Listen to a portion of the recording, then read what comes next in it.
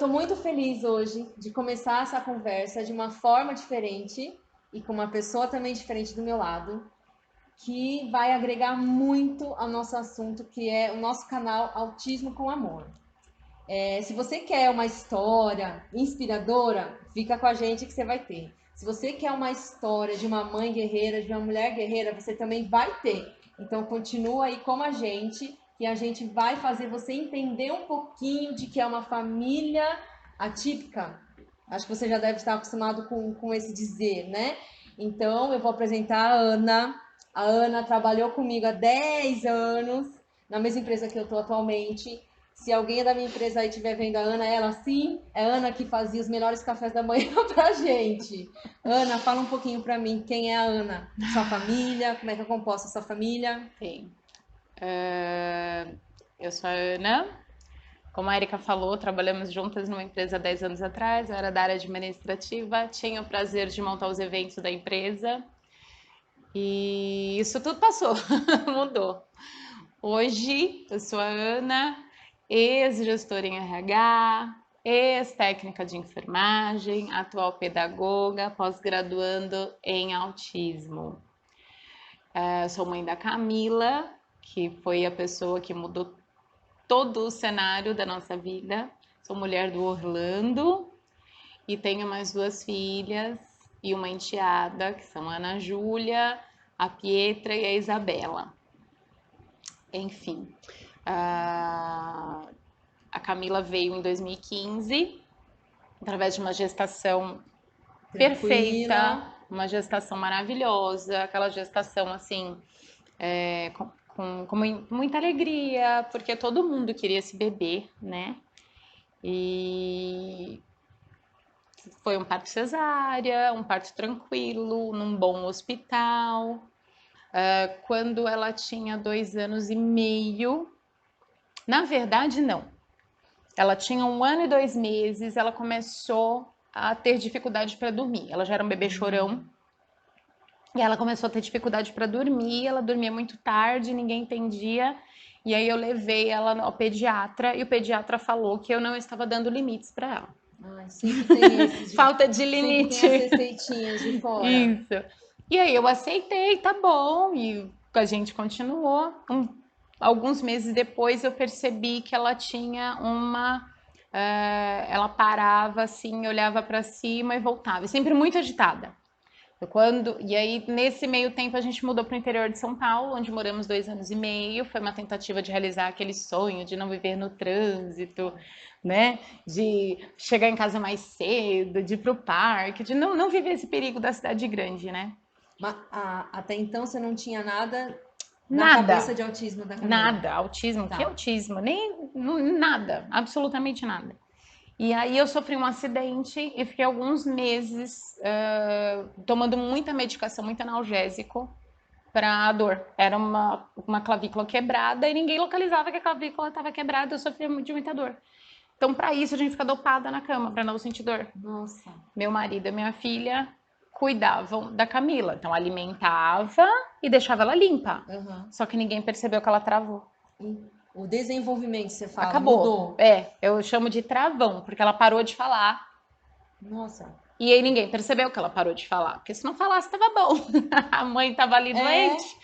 E aí logo que eu comecei a me recuperar, eu percebi que tinha alguma coisa estranha. E aí eu já fiz uma lista, né? Isso já vem da administração, listas. Então eu fiz uma lista, falei, peraí, ela não está saindo da fralda, ela está com atraso de fala Olha isso. e ela está com um comportamento estranho.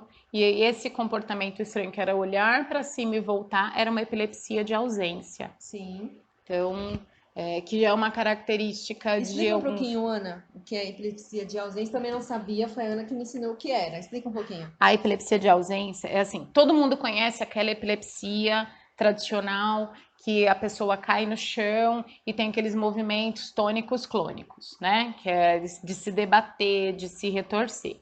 A epilepsia de ausência, não. A pessoa só dá uma parada, ela olha para cima, foca em algum lugar por alguns segundos e volta. né? E ela pode estar fazendo qualquer atividade que não tem hora, não tem momento. Não tem momento. Então pode durar de alguns segundos até quase um minuto essa ausência dela. E ela volta. Só que nesse momento não é só parou, olhou para cima e deu um tempo, não. Ela tem uma tempestade neuronal ali no cérebro dela. Tem uma descarga elétrica, é como se ela estivesse tendo uma tempestade no cérebro. E aí ela volta. Uau! É muito tempo. Então a gente descobriu primeiro a epilepsia de ausência. Primeiro foi isso, Primeiro, então. E aí eu comecei a questionar a neuro dela. Porque eu comecei a perceber que ela tinha alguns comportamentos que não eram... Não estava de acordo com o desenvolvimento. Exatamente. Então tinha o atraso no desenvolvimento e mais algumas coisas que não condiziam. Então, por exemplo, ela não dormia. E aí depois ela, por exemplo, ia na geladeira, tirava o açúcar, derrubava no chão. Aí enquanto eu tava limpando o açúcar, ela tava puxando o rabo do gato. Aí eu salvava o gato, quando eu ia ver ela tava lagando o banheiro. Aí eu tirava ela do banheiro, ela já tava puxando o rabo da cachorra. Então era um circuito que a gente fazia na madrugada, porque ela não dormia de jeito nenhum. E aí eu fui ficando angustiada. Um dia, do nada, eu li uma postagem de uma mulher que se referiu ao filho dela, autista leve. A palavra era essa na época, Sim. gente. Ah, meu filho é autista leve. Nossa, que profissional da saúde que eu sou, na época era da saúde, que eu nunca me aprofundei no autismo. E aí eu já fui estudar, mas imediatamente eu fui procurar. E na hora eu já vi uma lista, né? Eu vi um desenho de uma menina escrito assim, autismo em meninas. Não gosta de lavar o cabelo, anda na ponta dos pés, e aí várias coisas que caracterizam o autismo que hoje nós temos essa intimidade. E conforme eu ia lendo, eu olhava para minha filha e checando. É assim mesmo. Eu lia, confirma, check. Esse mais ou menos, hoje não, ontem pode ter feito. Isso, e ela também teve a seletividade alimentar, ela parou de comer, ela só comia arroz e leite. Arroz e leite. Aí, o que eu fiz? Sem ter ainda essa consciência do autismo, porque quando eu chamei meu marido para ele ver a lista, ele olhou para mim e falou assim: ah, imagina, para, não inventa coisa não, larga isso daí. Aí eu, tô louca, né? Eu sei. Mas a primeira reação do homem é super natural. De qualquer pessoa que não sabe o que é. É o medo da família, é o medo, a falta de informação, de não estar preparado.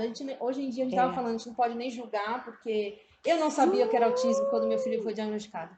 Para mim, autismo era só aquela criança que ficava... O severo. O pra severo, mim também. Né, com aquelas estereotipias todas. Mas pode voltar, Ana. Pra Agora mim é você, também não é sou verdade. eu. Não, somos nós, me ajuda com isso. E aí meu marido, não, deixa pra lá. E aí, quando eu comecei a perceber que ela só queria tomar leite e comer arroz, que são coisas brancas, isso já foi explicado, né? São coisas brancas. O autista, ele, na hora de se alimentar, muitas vezes ele escolhe... De organização, talvez? Talvez isso, ele escolhe uma cor, né? Então, nesse caso, ele escolheu coisas brancas. Tinha textura também, Ana, ou não? Não, na época não tinha textura. Ah, tá. Então pra ela não importar se fosse um purê de batata branco, Isso, desde que seja branco. Desde que seja branco. Olha, exatamente. Isso eu nunca tinha ouvido, não. E aí eu falei, não, tá errado, né? E aí eu peguei e tirei o arroz de casa. Eu falei, ninguém come arroz. Se ela só quer comer arroz, ninguém vai comer arroz. Tirei o arroz de casa, porque eu não sabia o que era. Eu preciso estimular que ela coma outras coisas. Coloquei ela para comer outras coisas. E aí, nesse meio tempo, eu fui perguntando, eu fui questionando a neuro me interrompia, a neuro me invalidava como mãe. E aquilo me angustiando, eu fui até assistência social da clínica e pedi para trocar de neuro. A gente estava no interior, era uma clínica Eu acho SUS. que eu já falei isso. A gente tem todo o direito de não se adaptar ao profissional que está te atendendo. Ele pode ser maravilhoso com a Ana, mas não pode... talvez eu não goste dele, entendeu? Eu tive uma pequena experiência assim. Não tô falando que o profissional é ruim, não. De jeito nenhum, ele estudou para isso. Mas ou no meu momento, ou naquele dia, eu não estava de acordo com o que ele tinha para me falar. Exato. Pode continuar, Ana. Aí você pediu para trocar de neuro? Pedi para trocar de neuro. Foi uma coisa tão direcionada que eu consegui uma consulta para 24 horas depois. Ótimo. E eu levei uma lista. Eu fiz uma lista de todos os comportamentos da Camila, de tudo. Eu tenho essa lista até hoje no meu celular. E aí eu levei para ela e falei, olha, Camila, isso, isso, isso e isso. Ela olhou para mim e falou, você já ouviu falar de autismo? Eu falei, já, encaminhei menina diferente, né? Ela falou, Já tinha exatamente. lido tudo no Google. Ainda... Quantos anos Eu a já não Camila dormia tinha, mais Ana? também. Quantos anos a Camila tinha Tinha nessa época? 2 anos e meio, quase 3 anos. Muito pequenininha. É.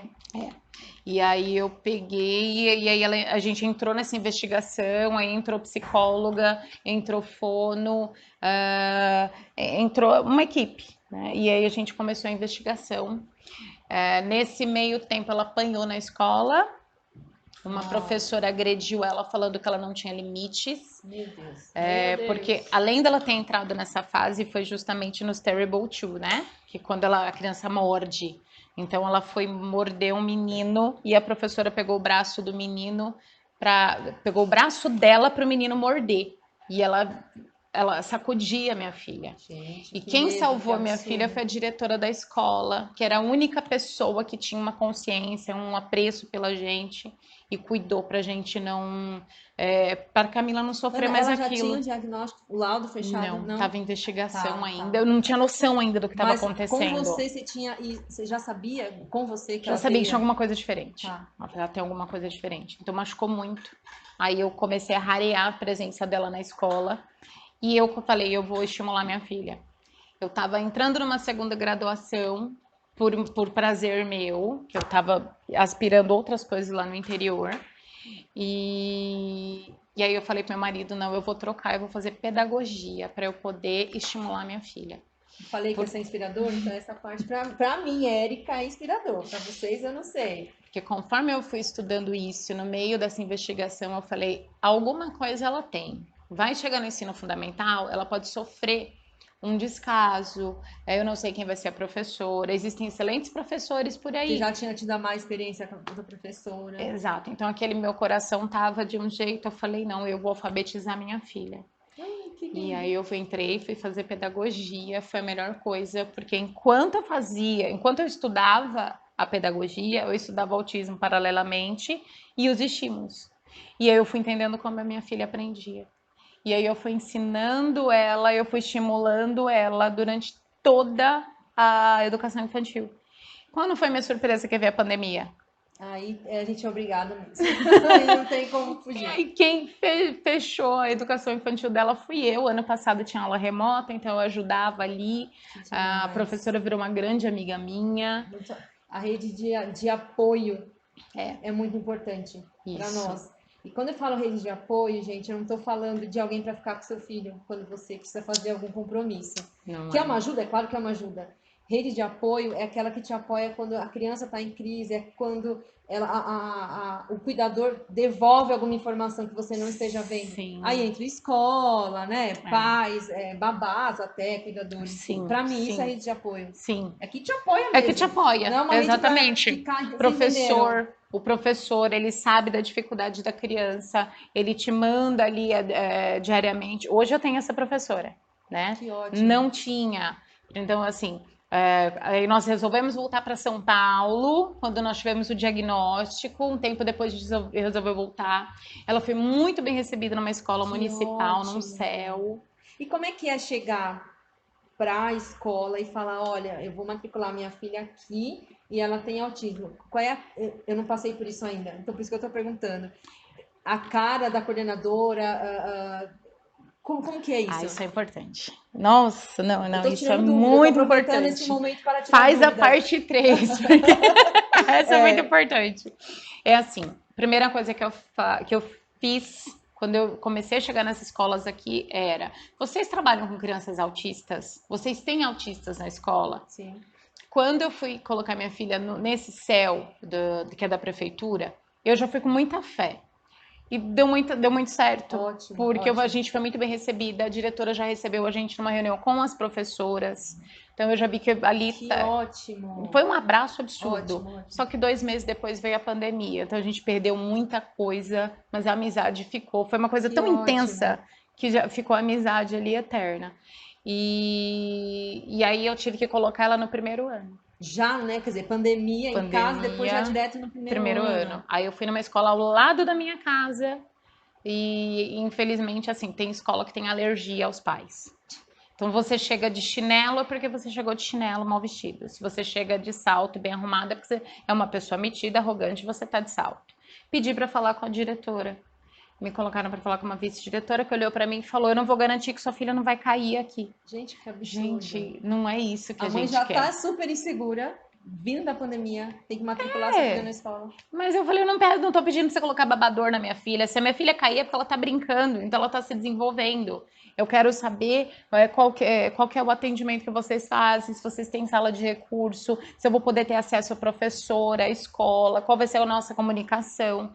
E a pessoa foi extremamente negativa. Nossa. E aí tinha uma professora de primeiro ano lá que tem uma filha autista. E aí essa diretora viu a gente conversando, dava a impressão que a gente estava falando de outro idioma, e a diretora vendo aquela conversa fluindo. Aí ela ficou sem graça, entendeu que eu não estava pedindo nada demais. E aí ela falou, vai ser ótimo receber uma mãe parceira assim. Eu falei, obrigada. Agora você não, tá falando a língua que eu quero. Não, mas naquela escola eu não coloquei porque eu não botei fé, não me senti bem. Aí o sistema rodou e ela foi para uma escola. Tive uma comunicação ótima com a equipe, mas a professora não aceitou uma mãe pedagoga, uma mãe presente. Não? Não. Ela se sentiu incomodada. Isso Será mexeu que com o ego você dela. Interferir? Não, é porque era assim. Era uma escola estadual, uma escola mais simples, porque a gente perde renda, gente. Então você não consegue. É um trabalhando só em casa. Então muita gente vai para a rede pública. Sim. Então era uma escola que a professora já recebia crianças especiais, mas é assim, a família é humilde, a família não sabe como desenvolver aquela criança, então qualquer um que coloque aquela criança dentro da sala e não bata e não agrida, tá bom, para a família tá ótimo. E aí a família vai embora feliz da vida e a escola acha que tá fazendo grande coisa.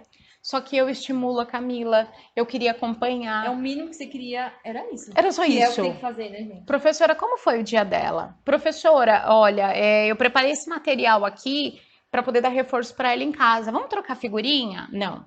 A professora já começou a me evitar e começaram a evitar que eu chegasse na sala de aula. Sim. E os cadernos não vinham, então eu não sabia o que ela estava aprendendo. E aquilo me fez muito mal a ponto de eu adoecer. Eu fiquei doente de cama. E aí eu fui atrás da escola que eu realmente queria e que o sistema de São Paulo não colocou ela ali. E aí, com muito esforço, com muita batalha, eu consegui colocar ela nessa escola. Paciência, né? E a escola é fantástica, é uma ótimo. escola municipal, muito linda, uma escola incrível. E nós fomos muito bem recebidos. Eu entro lá a hora que eu quero. Gente, que maravilha. A minha filha ela é acompanhada até o banheiro quando necessário. Ela é acompanhada na escola o tempo inteiro. Que ótimo. Tem professoras que ficam perto dela quando necessário para fazer alguma atividade. Eu recebo os cadernos dela, eu faço aula de reforço com ela, eu devolvo até foto para a professora de alguma coisa diferente. Às vezes aconteceu alguma coisa em casa e fala, vou mandar. Pra mostrar que fez, pra mostrar que legal. Que tá valendo a pena o trabalho em conjunto. Exato. Então ela fez uma atividade, eu gostei, aí eu adapto e faço de uma outra forma aquela atividade para dar o mesmo resultado. Aí eu tiro uma foto, mando para a professora. Então a gente tem comunicação. Gente, que ótimo você conseguiu, Ana. É uma delícia. E no meio de tudo isso, justamente porque a mãe, primeiro, é uma mãe de uma criança especial. Então muita gente quer saber mais do que essa mãe que tá ali, né, na batalha com a criança todo dia. E aí depois você para de trabalhar. E então as pessoas começam a tratar aquela mãe como se fosse uma pessoa, eles invalidam. Então não tem conhecimento que você tenha na tua vida, não tem currículo, não tem passado, nada. Simplesmente as pessoas te invalidam. É aquela pergunta: você trabalha? Aí você fala tudo da minha família. Ah, é só isso? Isso. Tem, não tem? Tem. É só isso que você faz? Não trabalho fora, mas meu turno é de 24 horas, porque eu administro a casa com o dinheiro que meu marido faz trabalhando em 2 empregos. Então eu administro a casa, eu uso minha administração. Eu cuido da saúde, da medicação das meninas, né?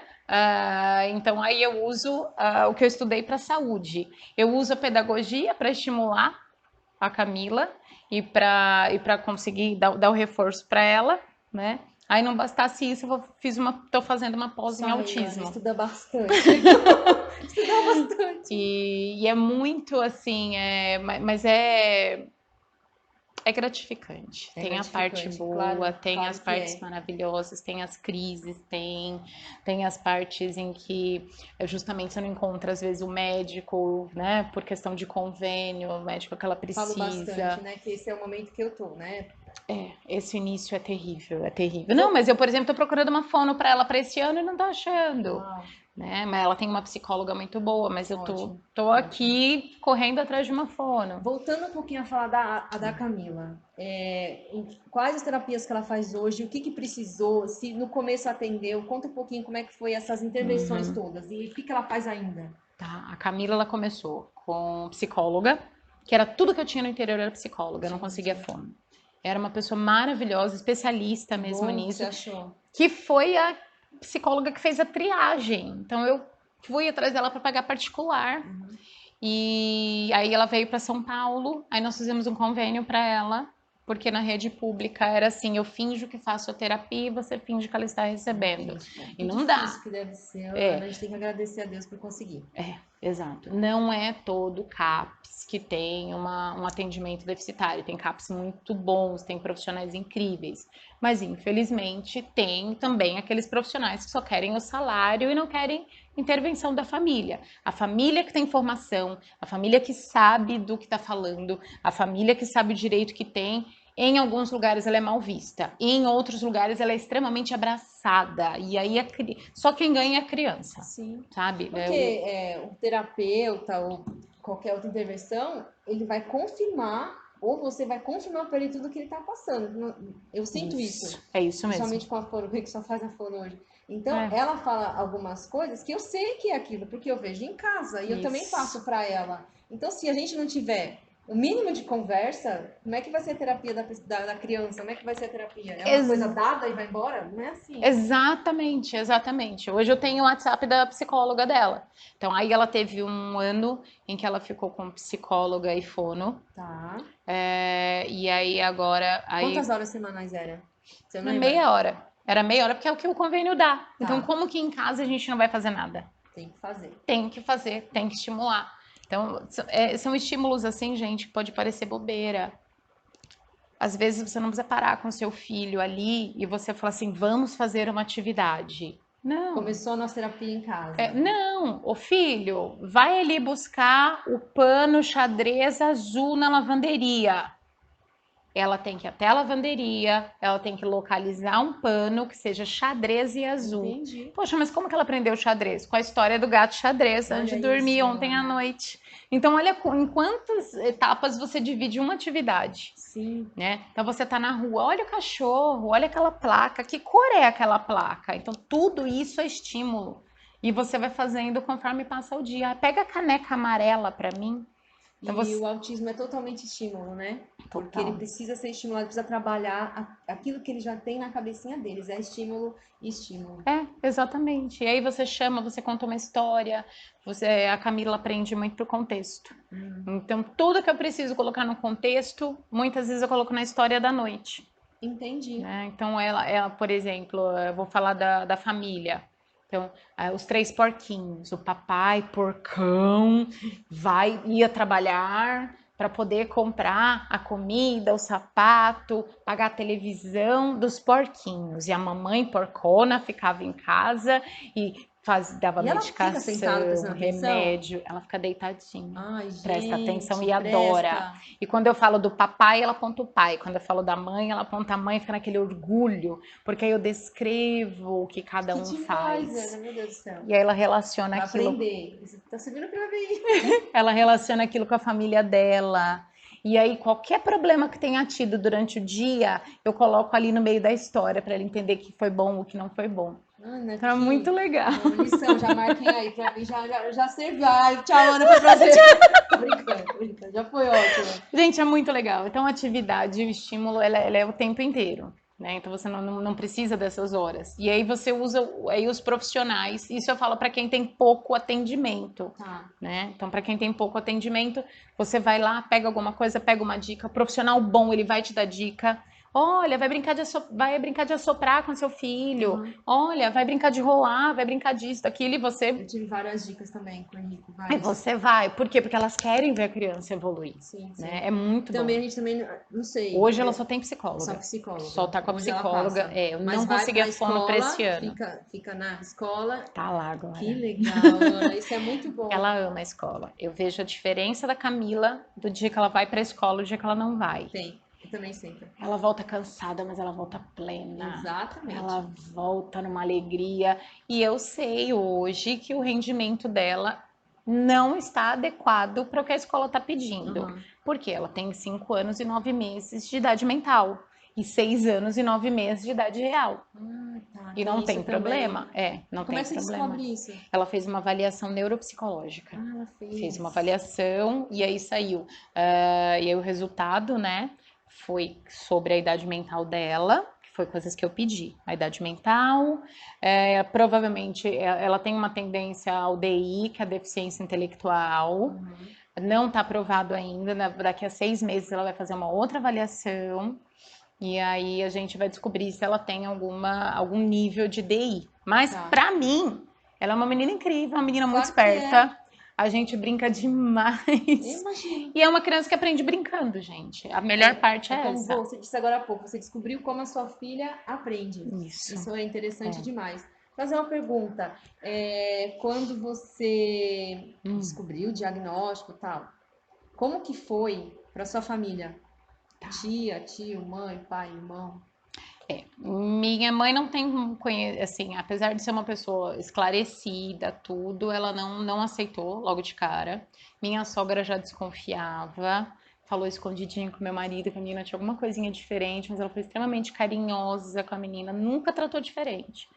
Para a família dele foi uma novidade, para a família do meu marido foi uma novidade, mas foram bem respeitosos, né? Tanto que hoje eles estão descobrindo quase todos vários sobrinhos netos estão tendo diagnóstico de autismo. Porque começa a comparar, né, Ana? Fala assim, nossa, mas meu filho também é meio assim, é parecido com aquela característica. Então, a gente acaba sendo uma porta. Tá muita gente. E outra coisa, quando você assume para todo mundo e não esconde a questão do teu filho, as pessoas sentem mais à vontade para investigar e também se assumir. E posso falar que as pessoas em volta sentem mais vontade para chegar em você? Como que é isso? Sim. Como que é? Nossa, mas como foi que você descobriu? Eu recebi muito isso. Né? Eu tinha uma amiga que ela tinha dificuldade de assumir que o filho dela tinha as características. Eu via o menino tendo crise dentro da casa dela e eu não podia falar o que era. E eu sabia, meu marido via, a gente sentia tudo isso, porque a gente se jogou nesse mundo. E aí um dia eu precisei falar muito sério com ela, foi muito firme, porque é uma pessoa que eu adoro. E ainda assim ela não aceitou. Nossa. Aí um dia eu fiz um texto, falei, seja herói do seu filho. Seja o herói do seu filho, porque quanto mais tempo você demorar para aceitar e ir lá investigar, mais tempo ele vai demorar para ser estimulado. Sim. E para ter uma vida independente, porque, gente, o autista, ele cresce. Muito. O autista vira adulto. O autista não acaba ali aos 10 anos e depois... Não é aquela criança bonitinha, né? Que tem hoje, ela vai crescer, vai ficar adolescente, vai ficar adulto.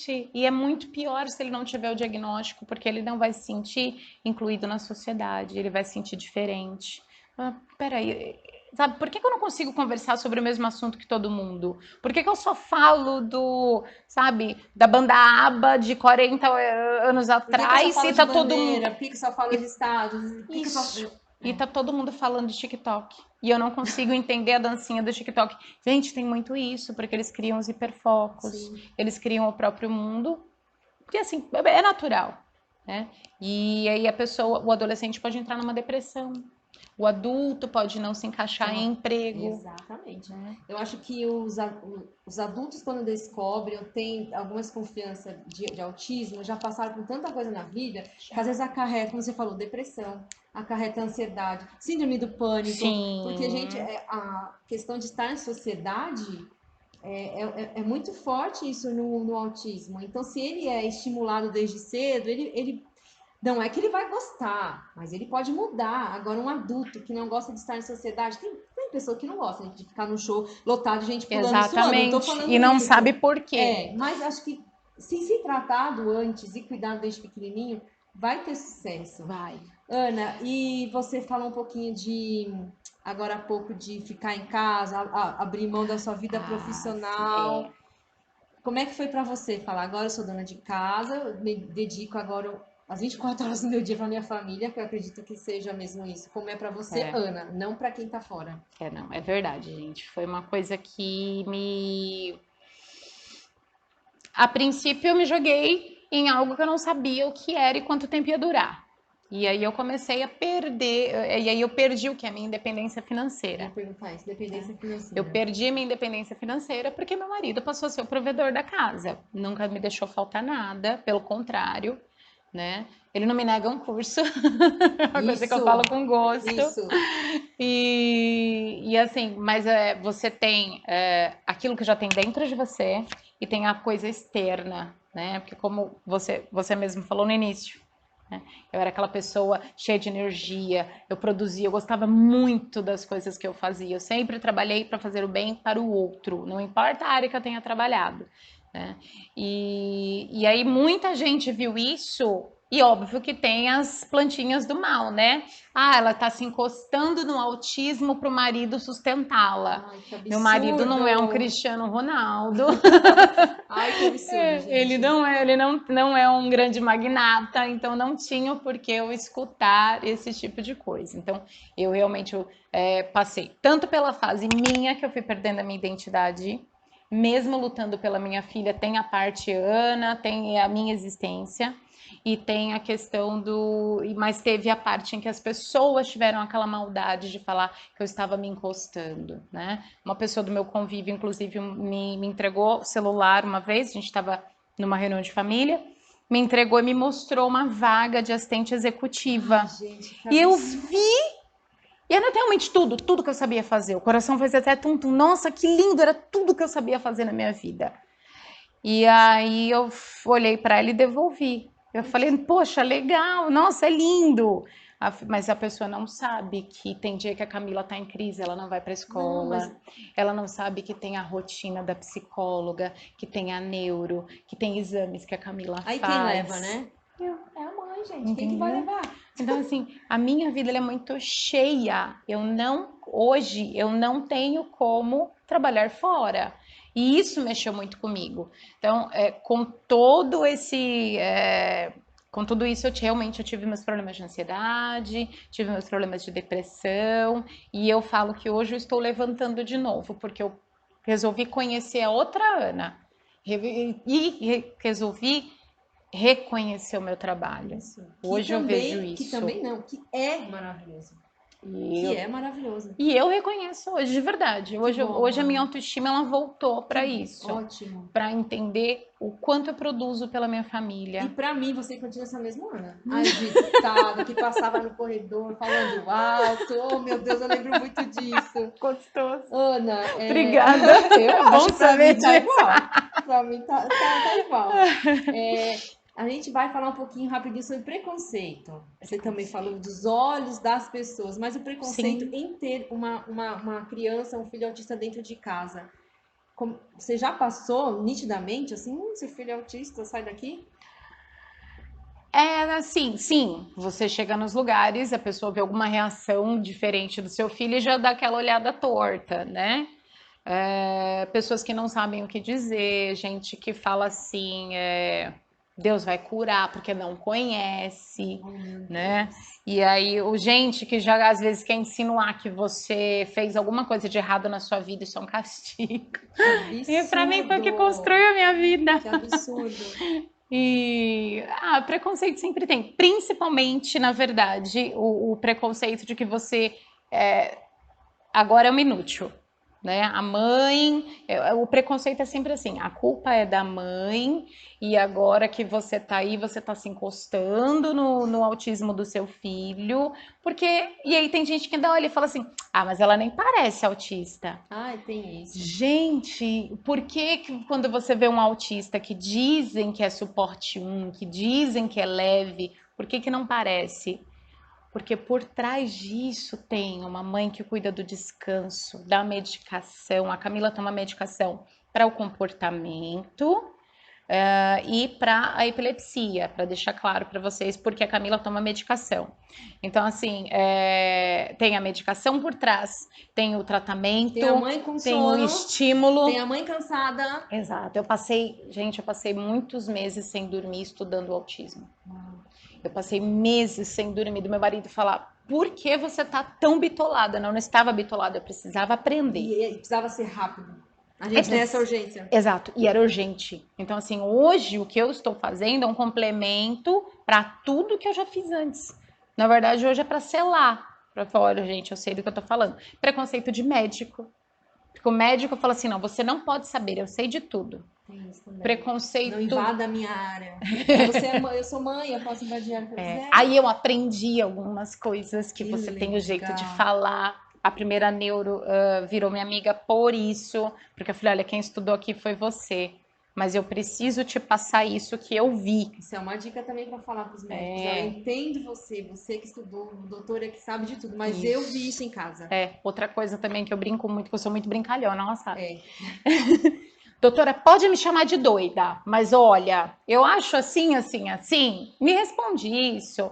Então você dá aquela liberdade do médico para você não demonstrar que você está querendo saber mais do que ele. E uma coisa que também a classe de médica, a classe de terapeutas tem que entender: nós pais conhecemos a criança mais do que eles. Sim. Se não for as nossas informações, e se não for essa união, essa troca, inclusive para professores também serve, se não tiver essa troca, gente, não adianta eles terem o melhor diploma do mundo.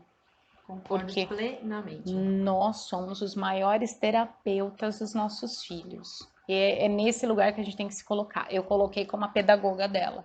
Então tem mãe que é fisioterapeuta, tem mãe que é psicóloga. Cada mãe. Eu vou achar. Fantástica! Então tá bom, então eu vou achar. Você já é fantástica. Gente, eu por mim ficava aqui conversando um monte, porque eu tiro dúvidas, né? Eu tiro dúvidas, já tirei algumas, e vou tirar mais durante, não só com a Ana, aqui sempre. mas um monte de mãe que tem entrado em contato comigo. Isso me edifica, porque eu posso passar informação para quem não tem informação. Sim. Mas a gente não pode também ficar conversando para sempre, né? Não, tem que buscar lá na escola. Eu também tenho que buscar. Então a gente vai fazer o seguinte, eu quero que a Ana deixe um recado rapidinho para as mães que estão assistindo, para as famílias que estão assistindo, e eu prometo que eu trago a Ana numa live, ou no meu Instagram, ou no canal, enfim, a gente vai falar de novo com ela. Ana, fecha para mim, dando uma palavra de alegria, de conforto, mesmo em meio ao cansaço, mesmo em meio a todas as diversidades que a gente tem, por favor. Eu vou fazer uma piadinha, eu não vou dar palavra, não. Acho que ela vai fazer você chorar. Não vou, não. Uma piadinha. Ia falar de um texto bonito e pra fazer a gente chorar, mas ela não vai ser risada. A mãe, ela fala que ela vai sumir. Quem que escuta a mãe que fala: eu vou sumir e vocês vão ver? A gente some mesmo, mas depois de deixar o almoço pronto, comer junto com vocês, estender a roupa. Aí a gente volta. Ai, não, gente. A Ana a gente surta. Mas a gente não vive sem a família, gente. Não. E os nossos filhos, eles devolvem todos os dias tudo que a gente faz. Você quer desistir hoje? Você tá cansada hoje? Amanhã você volta de um jeito renovado. É uma coisa assim, você só precisa muitas vezes de uma noite de sono, de um banho, com muita coisa cheirosa, com shampoo, com creme, com tudo. E você volta a outra. E, gente, vale a pena. Tem valido muito, muito a pena. Espero que vocês tenham gostado. Eu amei de verdade, de verdade. Então, continue aí comigo. Foi muito bom. A gente vai ter outros encontros desses, tá bom? Obrigada, Ana. Foi Obrigada ótimo. A você. Foi um momento muito especial para mim, porque eu fiz um balanço da minha vida e que tem valido muito a pena, e principalmente para conseguir distribuir essa informação, montar essa rede, né? E nada é por acaso, Ana. Não. Nada é por acaso. Não, Deus te abençoe, sua família, amém, suas meninas, tá? Saúde sempre pra todo mundo. Obrigada. Obrigada. Gente, eu adorei. Até mais. Tchau, gente. Ótimo. Eu tava nervosa. Beijo. Também. Ai, gente, que legal. Eu falei besteira. O quê? Morri de vergonha. Você tá louca, falou besteira. Desesperada. Eu suando. Eu devia ter pego um papelzinho. Eu também, mas tá... Nossa, gente. Ana, eu aprendi acho umas 5 coisas. Moço, dá umas editadas aí pra nós. Não foi legal, amor? Gostou muito? Nossa.